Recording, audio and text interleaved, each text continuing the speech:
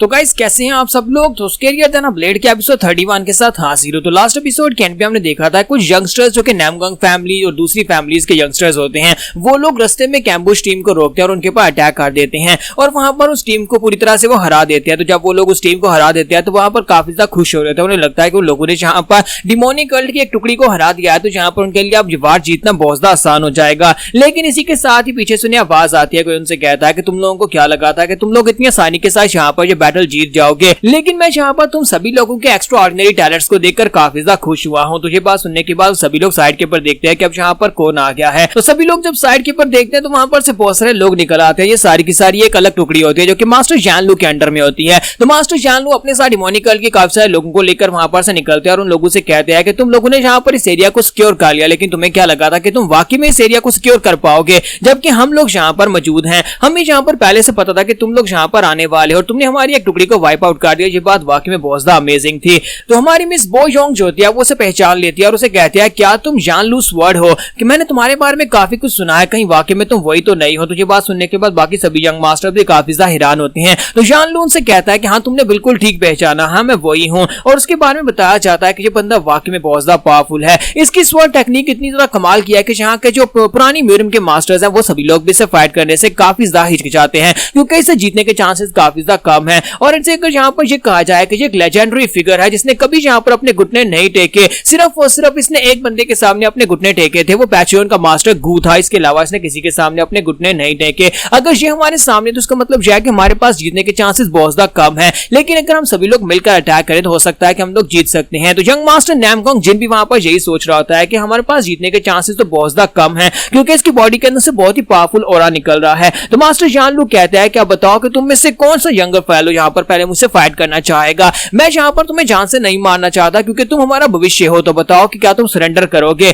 तो मैं यहाँ पर एक ऑप्शन देता हूँ। तो वो सभी लोग जो होते हैं इस बात से काफी गुस्सा आते हैं। यंग मास्टर नामगंग अपनी तलवार पे हाथ डालता है और कहता है कि कभी नहीं, हम सरेंडर नहीं करेंगे। तो जानलू कहता है कि मुझे लगा ही था तुम जैसे यंगस्टर्स जहाँ पर हार मानना तुमने सीखा नहीं है, लेकिन मुझे लगता है कि तुम्हें एक वक्त आता है जहाँ पर तुम्हें हार मान लेनी चाहिए। जब तुम्हें पता हो कि तुम्हारा ओपोनेंट तुमसे ज्यादा स्ट्रॉन्गर है उस वक्त तुम्हें हार मान लेना जो तुम्हारे लिए ज्यादा बेहतर रहता है। लेकिन नामगंग जिन अपनी तलवार निकालता है, फिर साथ उसके सामने रिस्पेक्ट देते हुए कहता है सर क्या आप यहाँ पर अपनी टीचिंग्स मुझे देंगे, क्योंकि मैं यहाँ पर सबसे पहले आपसे फाइट करना चाहता हूँ। मैं देखना चाहता हूँ कि सर जानलू क्या वाकई में इतने स्ट्रॉन्गर है जितना आपके बारे में कहा जाता है। तो जानलू से कहता है कि हाँ क्यों नहीं, तुमने यहाँ पर अपना नाम जिन बताया, इसका मतलब यह है कि तुम जियोम सियोंग के ग्रैंडसन हो। तुम्हारा ग्रैंडफादर एक बहुत ही लेजेंडरी कैरेक्टर है और तुम्हारे ग्रैंडफादर की टेक्निक्स जो है वो काफी ज्यादा कमाल की है और मैं कब से यहाँ पर तुम्हारे ग्रैंडफादर से फाइट करके देखना चाहता था, लेकिन कभी मौका नहीं मिला। तो उम्मीद करता हूँ कि तुमने अपने ग्रैंडफादर की टेक्निक्स को मास्टर किया होगा और मैं तुमसे फाइट करके तो तुम्हारे ग्रैंडफादर को इमेजिन कर सकता हूँ। तो जिन इसी के साथ ही फाइट करने के लिए रेडी हो जाता है और दोनों वहां पर फाइट करने के लिए रेडी होते हैं, जबकि हमारा यंग मास्टर जो होता है वहां पर अपनी लाइट आर्ट को यूज करता है। वो अपनी ह्यूमन स्वर्ड आर्ट यानी उसकी first strike Himalaya leaping kite को यूज करते ऊपर की तरफ जंप करता है और उसके ऊपर अटैक करता है,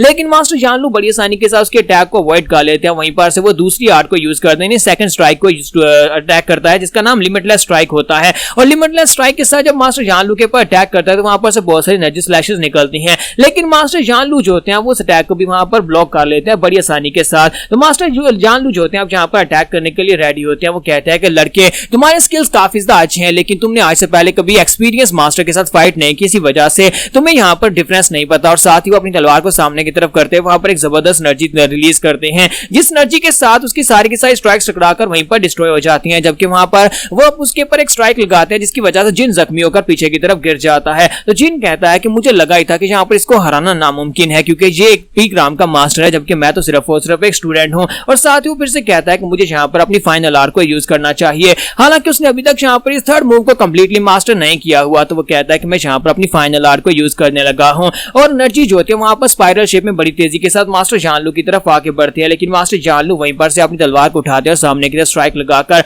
उसकी एनर्जी को डिस्ट्रॉय कर देते हैं। ना सिर्फ एनर्जी डिस्ट्रॉय होती है बल्कि इतना प्रेशर निकलता है कि मास्टर जिन जो होता है पीछे जाकर पेड़ के साथ टकराता है और उसके मुंह से ब्लड बहना शुरू हो जाता है और उसके बाकी के साथी जो होते हैं वो सभी लोग काफी ज्यादा घबरा जाते हैं। वो लोग कहते हैं कि ये बंदा तो बहुत ज्यादा स्ट्रॉन्गर है, इसने नामगंग जिन को हरा दिया जो हम सभी में से ज्यादा स्ट्रॉन्गर था। तो इसी के साथ ही मास्टर जानलू कहता है तुम में से और कौन जहां पर मुझसे आकर फाइट करके देखना चाहेगा।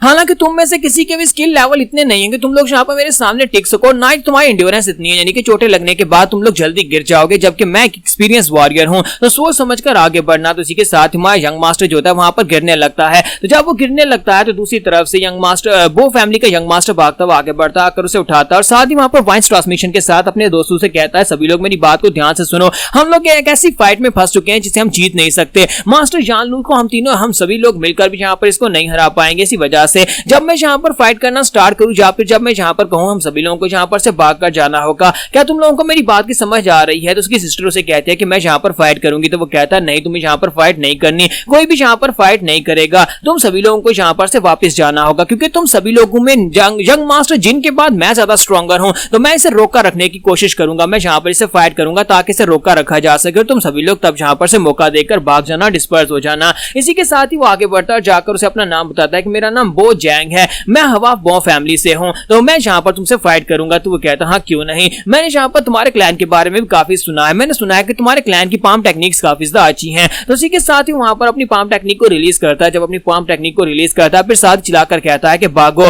और उसके साथ ही वहां पर से भागना शुरू कर देते हैं। वो सभी लोग अलग अलग डायरेक्शन में वहां पर से भागते हैं। तो जब वो सभी लोग भाग जाते हैं तो इसी के साथ ही मास्टर जान-लू अपने साथियों से कहता है कि उनका पीछा करो, किसी को भी जाने मत देना, और सभी लोग उनका पीछा करते हैं। तो मास्टर जान-लू कहता है कि तुम्हारा प्लान काफी ज्यादा अच्छा था, लेकिन क्या तुम्हें वाकई में लगता है कि अपना सेक्रीफाइस देकर तुम उन सभी की जान बचा पाओगे? तुम तो यहाँ पर मेरे सामने ज्यादा देर नहीं टिक पाओगे और तुम्हें हराने के बाद मैं उनके पीछे चला जाऊंगा। जबकि यंग मास्टर बॉस से कहता है कि मुझे अच्छी तरह से पता है कि मैं क्या कर रहा हूँ, मुझे पता है कि मैं तुमसे फाइट में जीत नहीं सकता, लेकिन मैं कम से कम यहाँ पर थोड़ा सा टाइम तो बाई कर सकता हूँ। अब मेरी फैमिली की स्पेशल पाम टेक्निक देखो, और साथ ही अपनी पाम टेक्निक को रिलीज करता है और उसे कहता है तुमने यहाँ पर यही सोचा होगा कि एक बच्चा तुम्हारे सामने है, लेकिन मैं यहाँ पर तुम्हें अपनी बहुत ही पावरफुल टेक्निक दिखाने वाला हूँ। और साथ ही वो अपनी स्पेशल टेक्निक जिसका नाम थंडरबोल्ट स्काई डिस्ट्रॉयर होता है उसको यूज करता है और सामने की तरफ अटैक करता है। लेकिन मास्टर जान-लू जो होते हैं वो काफी ज्यादा स्ट्रॉन्गर होते हैं और बड़ी आसानी के साथ अपने वेपन को घुमाकर सामने की तरफ स्ट्राइक लगाकर उसके अटैक को बड़ी आसानी से ब्लॉक कर लेते हैं। और उसके प्रेशर के साथ यंग मास्टर बो जैंग जो होता है पीछे गिरता है, जिसकी साथ ही वो बुरी तरह जख्मी हो जाता है।